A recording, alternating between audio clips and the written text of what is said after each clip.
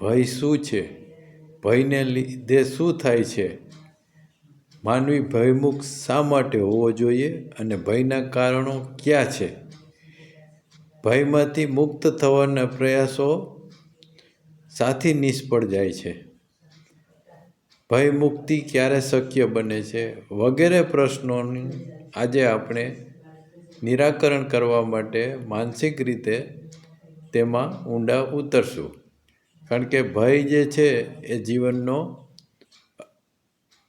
હિસ્સો છે અને ભયની વ્યાપકતા અને સાતત્ય આપણા જીવનની અંદર ઊંડે સુધી મૂળ નાખી ગયેલી છે.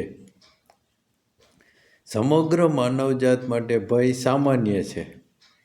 તમે પશ્ચિમના દેશોમાં રહેતા હો કે પૂર્વના, તમે અમેરિકામાં રહેતા હો, એશિયામાં રહેતા હો કે ભારતમાં રહેતા હો, તમે જોશો કે ભય પાયાની એક સમસ્યા છે કે જેની સાથે માનવી નિસ્બત ધરાવે છે અને તે પ્રશ્નને હજી સુધી જરા પણ ઉકેલ મળ્યો નથી. સદીઓથી માનવજાત ભયના ઓથાર નીચે જીવતી આવી છે અને આ ભયના હિસાબે તેને કોઈ પણ કાર્ય કરતાં પહેલાં સંઘર્ષ અનુભવે છે. ભય આપણા લોહીના કોષોના ભાગમાં છે.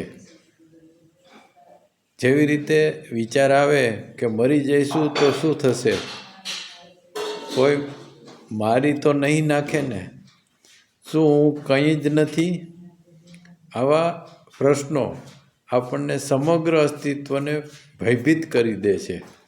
આપણે અનેક બાબતોથી ભયભીત છીએ. આપણી ચેતનાના ઊંડાણમાં પણ ભય છુપાયેલો છે. ચેતનાની ઉપરની અને નીચેની સપાટીએ ભય રહેલો છે. તો આ ભયને